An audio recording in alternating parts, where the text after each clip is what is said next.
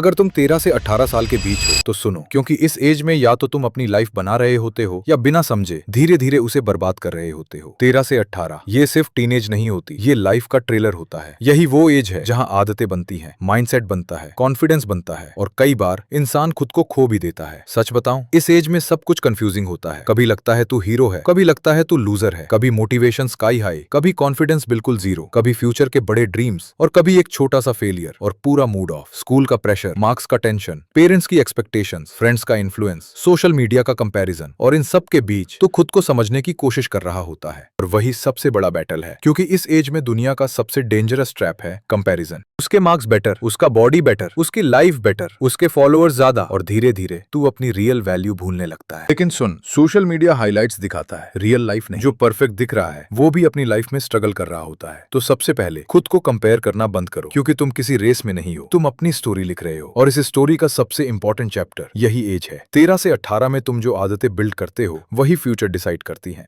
Problem तब है जब तुम एक गलती के बाद खुद को ही वीक मान लो। याद रख, एक बद रिजल्ट तुम्हारी पूरी आइडेंटिटी नहीं, एक रिजेक्शन तुम्हारी वर्थ नहीं, एक फेलियर तुम्हारा फ्यूचर डिसाइड नहीं करता। लेकिन अगर तुम गिव अप कर दो फिर जरूर करता है। तो क्या करो? अपने आप को बिल्ड करो, स्किल सीखो, कम्युनिकेशन इंप्रूव करो, वर्कआउट करो, बुक्स पढ़ो, पेरेंट्स को समझो, खुद के इमोशंस को कंट्रोल करना सीखो। क्योंकि स्कूल तुम्हें सब्जेक्ट सिखा सकता है, लेकिन लाइफ सेल्फ कंट्रोल टेस्ट करती है। और असली विनर वही होता है। 13 से 18 की एज में तुम्हें सब आंसर्स नहीं मिलेंगे और वो नॉर्मल है, किसी को नहीं मिलते। बस इतना करो, रोज थोड़ा बेटर बनो, 1% बेटर डेली, क्योंकि स्मॉल इंप्रूवमेंट फ्यूचर में मैसिव डिफरेंस बनाती हैं।